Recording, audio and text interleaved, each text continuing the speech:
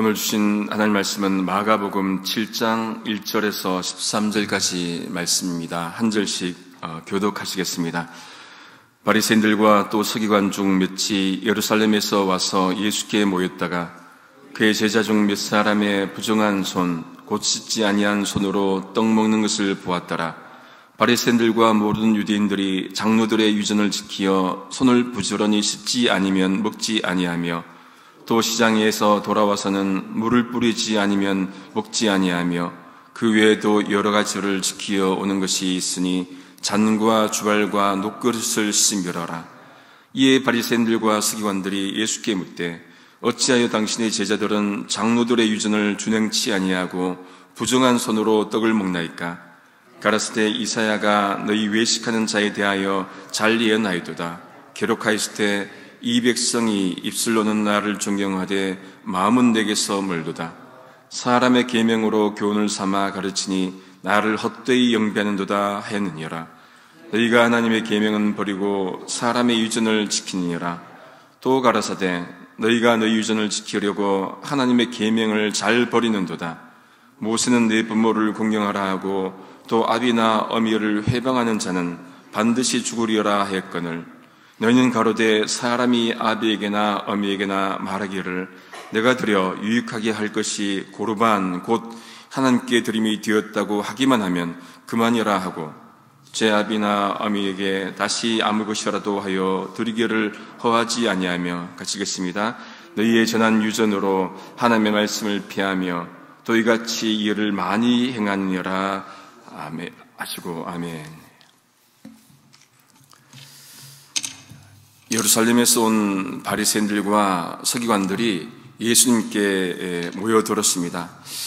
이들이 온 이유가 무엇이었을까요?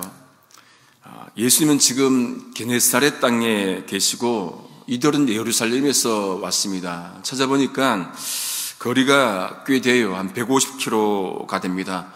말로 하면 한 93마일 정도 되는데 그 먼 거리를 그들이 일부러 온 것이죠. 트집을 잡으러 온 것입니다. 예수라는 자가 와서 하나님 나라를 선포하고 이적을 베풀자 세상이 그를 추종합니다. 이렇게 두어서는 안 되겠다는 그 마음에서 그들이 그 먼 길을 왔을 겁니다. 그러니 오자마자 시비를 걸지 않습니까? 마침 또 예수님의 제자 몇이 손을 씻지 않고 떡을 먹습니다. 이것을 바리새인들과 서기관들이 이제 본 것입니다. 작정하고 문제를 찾으러 드는 자들에게는 어디나 문제가 있습니다. 그 문제가 너무 쉽게 보이죠. 우리가 누군가에게 문제를 찾으려고 작정하고 달려들면은 모든 게 문제이지 않습니까? 너무 쉽게 보일 겁니다. 제자들이 손 씻지 않고 먹는 것은 유대인들이 전통적으로 지켜온 관습과 맞지 않았습니다. 그들은 시장에서 돌아오면 씻고 나서 먹었고 잔과 주발과 녹그릇도 씻는 전통이 있었기 때문입니다. 매일 성경 여러분 그 해설해 보니까 손 씻는 율법은 제사장에게 요구하는 그 법이었다고 합니다. 그러면서 출애굽기 30장 18절 이하를 잠깐 언급해 주시는데 여호와께서 모세에게 말씀을 하시는 내용입니다. 너는 물두멍을 노소로 만들고 그 받침도 노소로 만들어 씻게 하되 그것을 회막과 제단 사이에 두고 그 속에 물을 담으라. 아론과 그의 아들들이 그 두멍에서 수족을 칠 때 그들이 회막에 들어갈 때 물로 씻어 죽기를 면할 것이요 제단에 가까이 가서 그 직분을 행하여 요 앞에 화제를 사를 때에도 그리할지니라. 이러한 전통이 특별히 제사장들에게 적용된 그 전통을 이 바리새인들과 서기관들이 자신들에게 적용했다는 것이죠. 그러다 보니까 예수께 어째서 당신 제자들은 장로들의 전통을 지키지 않고 부정한 손으로 떡을 먹느냐 그렇게 따지듯 묻습니다. 이것이 그들이 예수께 온 목적이죠.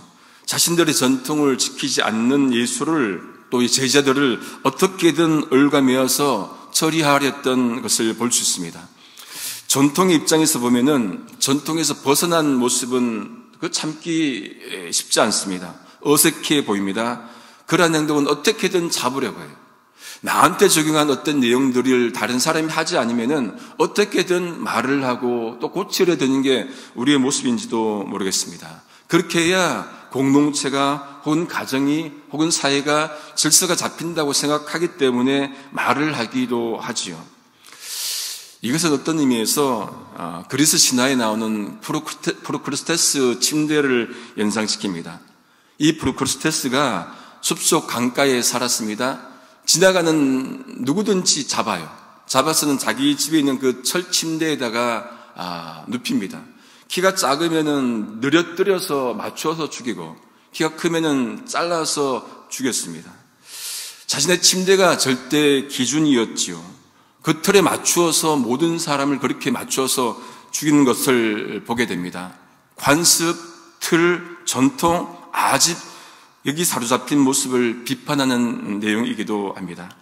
혹시 우리 자신은, 우리 가정은, 또 혹은 우리 교회는 전통이라는 미명하에 본질을 놓치고 있는 것은 없는지 한번 살펴봐야 할 것입니다. 바리새인들의 말에 대한 예수님의 반응은 무엇이었습니까? 이들이 이렇게 와서 얘기하는 것에 대해서 예수님 어떻게 반응합니까? 전통이니까 당연히 따르라고 제자들에게 권면합니까? 아니에요. 손 씻고 먹으라 하지 않으시고 오히려 바리새인들과 서기관들의 외식하는 모습을 비판하시죠. 그 비판 내용을 어디서 가져옵니까? 그 바리새인들과 서기관들 모든 유대인들이 함께 공유하는 이사야의 말씀을 통해서 비판을 합니다. 그 말씀이 6절 말씀이잖아요. 그들이 입술로는 하나님을 공경하지만은 마음은 그에게서 멀도다. 이것은 이사야 29장 13절 말씀을 가져온 겁니다. 주께서 이르시되 이 백성이 입으로는 나를 가까이하며 입술로는 나를 공경하나 그들의 마음은 내게서 멀리 떠났나니 그들이 나를 경외함은 사람의 계명으로 가르침을 받았을 뿐이라. 지금 예수님은 바리새인들과 서기관들의 그 다른 모습, 표리부동한 모습을 보신 거예요. 여러분, 입술과 마음의 거리는 머리와 마음의 거리보다 짧습니다. 그런데 그것이 일으키는 문제는 더 커요. 머리와 마음의 이 차이는 정서적 차이일 수 있습니다. 하지만은 입술과 마음의 이 차이는 진정성의 차이를 가져옵니다. 하나님은 중심을 보신다는 말씀이 더더욱 실감나는 부분이지요. 예수님을 믿되 진심으로 믿어야 됩니다. 근데 성경은 입술과 입에 대해서 긍정적으로 말하기보다는 부정적으로 말하는 것이 대부분이에요. 잠언 26장 24절에도 원수는 입술로는 꾸미고 속으로는 속임을 품나니 했습니다. 누가복음 6장 46절에는 너희는 나를 불러 주여 주여 하면서도 어찌하여 내가 말하는 것을 행하지 아니하느냐 묻습니다. 주여 주여 하는 자마다 천국에 들어가지 못하는 말씀보다 더 어떤 의미에서 강한 말씀이기도 한 것이죠. 이 말씀들은 입술의 말과 마음이 다르고 입술의 말과 행동이 다른 모습을 지적하는 것이죠. 말로만 하나님 믿는 그 신앙 벗어나서 말로만 하나님 잘 믿는 그 신앙 이제 떠나서 마음으로 진정으로 믿고 삶으로 행동으로 그렇게 믿어야 된다는 말씀입니다. 이것이 한 사람의 신앙의 인테그리티, 진정성이겠지요. 통전성이겠지요. 예수님은 그들이 하나님의 계명은 버리고 사람의 전통을 지킨다 하면서 또 어떻게 말씀하시냐면은 그것이 하나님을 헛되이 경배한다. 그렇게 또 비판하십니다. 왜 헛되이 경배한다고 그렇게 말씀합니까? 7절, 8절에 보시면은 사람의 계명으로 교훈을 삼아서 가르치기에 그렇습니다. 하나님 말씀의 기준이 아니라 사람의 기준, 교훈을 기준으로 삼아서 가르치기에 헛되이 경배한다고 말씀을 합니다. 하나님 믿는데 본질적으로 중요한 말씀과 계명보다 사람들이 지켜온 그 전통을 더 중시한다면은 하나님 믿는다고 할 수 있겠습니까? 그 내용이죠. 그래서 주님은 그들의 모습을 정확히 진단하십니다. 그래서 9절에 유전, 전통이죠. 그 전통을 지키려고 하나님의 계명을 버린다. 중요한 것이 말씀보다도 전통이 더 중요하다는 거예요. 전통이 더 중요하니까 말씀을 버린다고 그렇게 말씀을 하십니다. 여러분, 전통이 소중합니까? 말씀이 소중합니까? 물론 전통도 중요한 것이 있으면 지켜야 합니다. 그렇지만은 우리가 말씀이 더 중요하고 계명이 더 중요하지요. 반대가 되어버리면은 악인은 버리고 목욕물만 지키는 거예요. 내용은 버리고 형식만 지킵니다. 별로 중요하지 않잖아요. 잘못된 것이죠. 빈 그릇 아니겠습니까? 더 나아가 보겠습니다. 하나님 계명을 버린다면은 어찌 신앙을 가졌다고 할 수 있겠습니까? 어쩌면 이들도 무신론자일 수 있습니다. 프랑스 철학자 자크 마르땡이 무신론에도 두 가지 있다고 말을 합니다. 이론적 무신론, 실제적 무신론. 이론적 무신론자는 우리가 잘 아는 그 무신론자들이에요. 하나님 없다는 자들, 맞죠? 그런데 실제적 무신론자들이 누구냐? 하나님을 믿기는 믿는데 삶에서는 진짜로 안 믿는 사람들을 실제적 무신론자다, 그렇게 말을 합니다. 교회는 다닙니다. 열심히 성경 읽습니다. 열심히 기도합니다. 열심히 찬양합니다. 겉모습은 정말로 참 좋은 신앙인인데 실제로는 안 믿는 모습이 실제적 무신론자라는 거죠. 여러분, 실제로 믿어야 진짜 믿는 겁니다. 종교인으로 믿는 게 아니라 정말로 삶 속에서 말씀을 정말로 믿고 어려워도 힘들어도 그 말씀을 적용하고 살아내는 것, 그것이 실제로 믿는 것이겠죠. 예수님 지금 그것을 말씀을 합니다. 하나님을 경배한다기보다도 그냥 전통을 지키는, 고집하는 것, 겉모습만 분절하게 있는 모습, 그건 진짜로 믿는 게 아니라는 거죠. 어떤 의미에서 무신론일 수 있습니다. 그것은 하나님을 헛되이 경배하는 모습일 수도 있다는 것이죠. 이제 예수님이 다른 각도에서 전통을 바르게 지키는 모습을 보여줍니다. 그래서 모세의 계명을 가져와서 말씀해 주십니다. 모세는 10절에 보니까 네 부모를 공경하라 하고 아버지 어머니를 회방, 모욕하면은 죽임을 당한다고 했는데 너희는 부모에게 아무것도 하지 않으면서 하나님께 드림이 되었다, 고르반 하면 그만이라고 하는 것은 잘못되었다고 얘기를 하시는 것이죠. 부모님께 드리지 않고 하나님께 드리는 것으로 부모님께 드리는 것을 대체한다면은 그는 잘못됐다는 말씀입니다.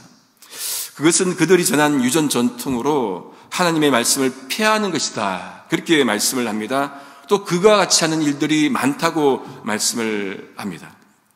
다시 말하면은 하나님 사랑으로 부모님 사랑을 다했다고 말하면은 그건 잘못됐다는 거예요. 그건 죄라고 말씀을 합니다.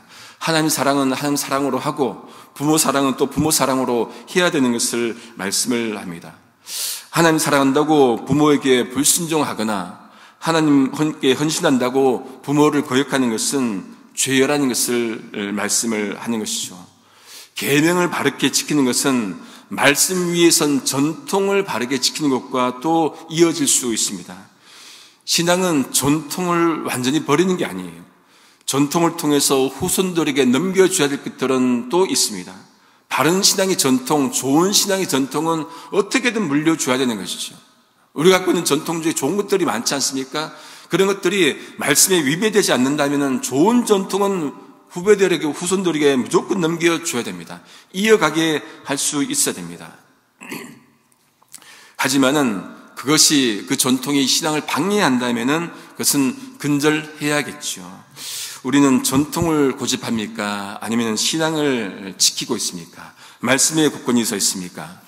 말씀을 정리합니다. 손을 씻지 않는 것이 더러운 것이 아니라 마음이 다른 것을 품는 것이 더러운 것이죠. 전통을 지키려고 하나님의 말씀을 헛되이 하는 것이 더러운 것입니다. 우리는 무엇으로 하나님 믿고 섬기고 있습니까? 전통, 습관보다도 중요한 것은 본질입니다. 기독교가 하락하고 있는 이 후기 기독교 시대에 다시금 붙잡아야 되는 것은 본질입니다. 우리가 다른 것들 내려놓고 지금 우리가 중요한 것들은 말씀의 본질, 계명의 본질, 기독교의 본질을 붙잡아야 하는 것이죠. 우리는 정말로 주님을 진심으로 믿고 있습니까? 우리는 정말로 주님을 마음을 다해서 따르고 있습니까? 우리는 정말로 존재를 걸고 주님께 헌신하고 있습니까? 이 질문에 마음을 다해서 답변해 보아야 합니다. 그래야 자신의 신앙이 진짜를 향해 갈 수 있을 겁니다. 우리 힘으로 할 수 없으니까 오늘 또 기도하고 도움을 구하는 것 아니겠습니까?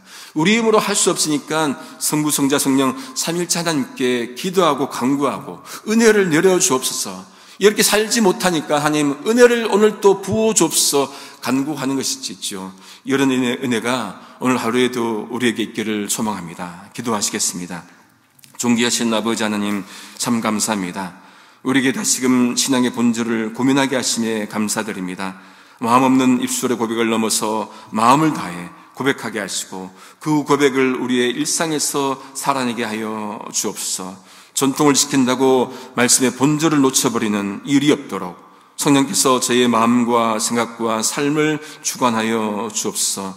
사순절 기간을 보내면서 예수님의 십자가의 보혈과 사랑을 깊이 묵상하는 시간 되게 하여 주옵소서. 오늘 또 홀로톤 장로교회에 속한 모든 성도들의 가정마다 일터마다 삼일체 하나님의 풍성한 은혜가 임하여 주옵소서. 예수님의 이름으로 기도드립니다. 아멘.